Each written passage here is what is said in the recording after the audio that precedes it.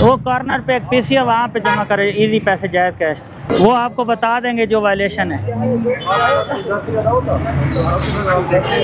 ये लें भाईजान।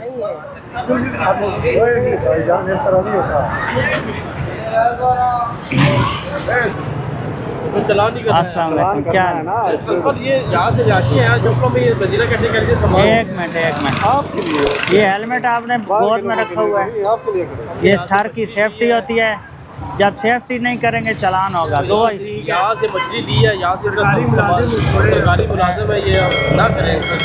नहीं, गलत बात है ना। आप रोड पे 4 लाइसेंस होल्डर बंदे हैं, एक लाइसेंस ना हो, चलो बंदा कहता है ये मैच्योर नहीं है, कितना कर रहे हैं, कम कर देते हैं ना।